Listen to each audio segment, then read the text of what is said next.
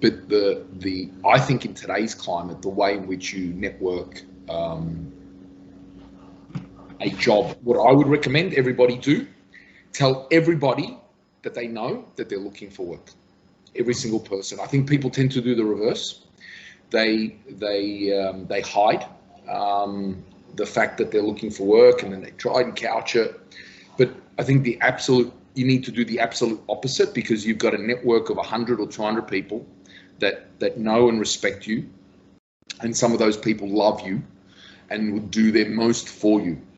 And so if you reach out to those people and say, listen, I'm looking for work, you know me, just let me know if you hear of anything. That is a great first step. And the web happens. Miracles happen when you put it out to, what some people call the universe. I have a deeper belief system, but let's call it the universe for now, and how things happen. When you put it out there and connect with people, people will often help. And so I would recommend everybody, the first step is get on the phone to every single person they may know and tell them the truth. You're looking for work. And there'll be other hundreds of people, but let me tell you, there's plenty of people just sitting behind their computer screen and applying. And that job that I applied for, that I got the interview straight away, I was one of 621 people.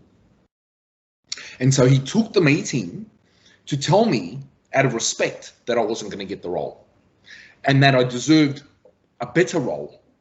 And I did, and in all fact, but the point is, when you're out of work and you've got a family, you've got a mortgage, and you've got school fees and all that other stuff, you'll take anything, and that's the truth, right? And but what you want to be is, you want to be in a role where you're really challenged, so you can get up every morning and go to work and feel fulfilled and get that sort of self-fulfillment part out of the Maslow's hierarchy of needs. So I think it's important first to leverage your network, and people do that really poorly, I find.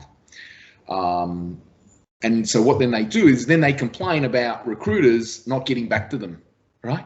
And you're one of 200, one of 300, one of 500. Why should anybody get back to you, right? Can you answer 500 emails in a day? The answer is no. Can you properly evaluate 500 CVs? The answer is no. The simple answer is no. If you were on the other foot of the recruiter and you've got 500 applications that have just come in the last 48 hours, the answer is you're probably going to get you're probably going to answer the person that's picked up the phone and reached out to you. How's that for an idea? Pick up the phone and call the recruiter. Find them on LinkedIn, and pick up the phone. Call them and tell them why you're the right candidate, verbally. That's a differentiator. And then send your CV. And then they'll look you up on LinkedIn. At least you've showed a little bit of initiative, right? Instead of spending 3 hours trying to write a tailored cover letter, you could have spent 5 minutes picking up the phone and calling the recruiter. It works for me. Call your network, call your people. It's a cut through, be different.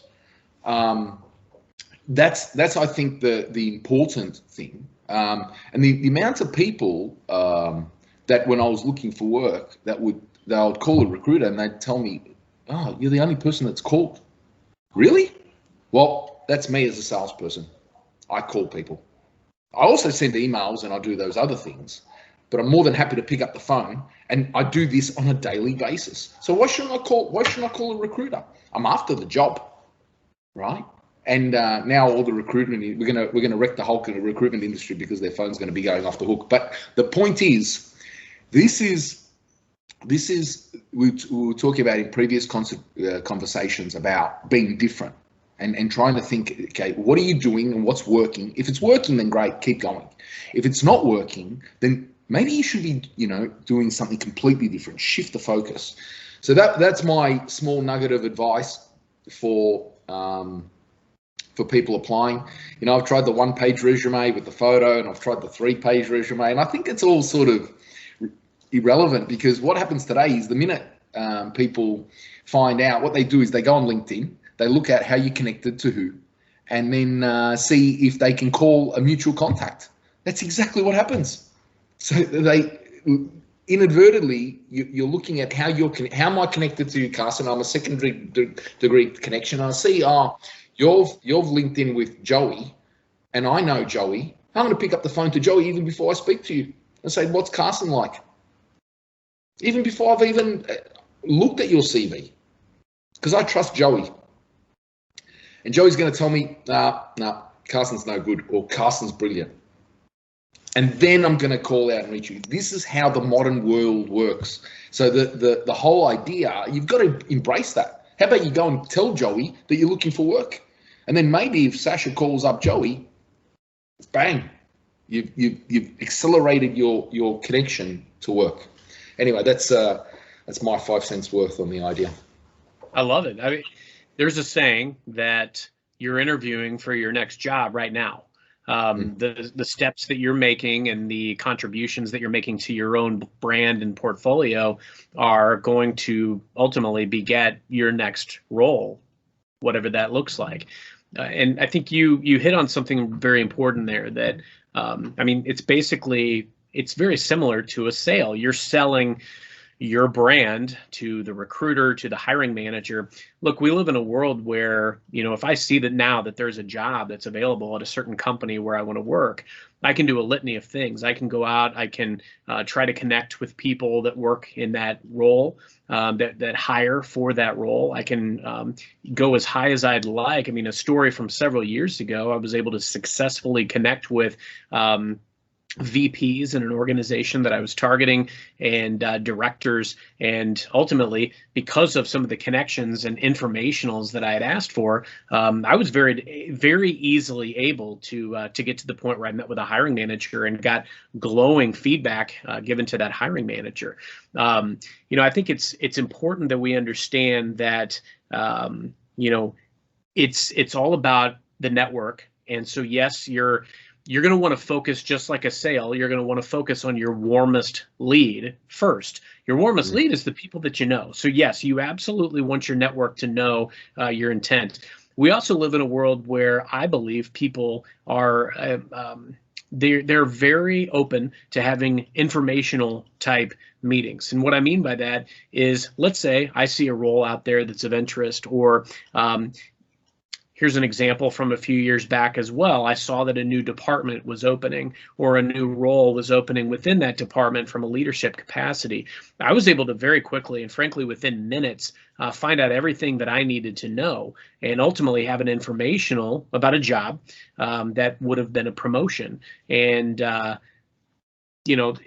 think what's key in all of that is taking action, pick up the phone, do your homework. But if you ask for feedback, you ask for guidance, you ask for an informational, people will give that to you. Don't reach out necessarily always just saying, hey, I'm out of work. Do you have a job opening? But hey, I'd love to just sit down and get your thoughts on how I might be able to translate my skills or my experience into your industry, into your organization, into your business. People are going to take that meeting, and doing those types of things are ultimately what will get you where you want to be, because you'll get valuable intel, you will make a connection, and at the end of that discussion, ask them, hey, anybody else, based on our dialogue, anybody else that you think I should connect with? It gives you a lot of power to be able to reach out to a different hiring manager or a different person in that organization or industry to say, hey, I talked to Joey. He indicated you'd be a great person to talk to, and this is what I'm really looking to do. I have this experience. This is where I think I fit, but I'd love to get your thoughts on maybe where this business is evolving, where somebody like me might fit, and anybody else you think I might be able to talk to. People are willing to give you 15, 20 minutes of their time to have that conversation. Invest in that. There's a reason why people hire friends of friends or people that are connected with their connections. It's because it's less of a risk. It's less of a gamble. We already established there's 100, 300, 500, 600 people that apply to that job. Well, if my odds of picking the best candidate is also 1 in 600, that gamble becomes a lot less if I'm picking somebody that somebody I know can vouch for. 100%.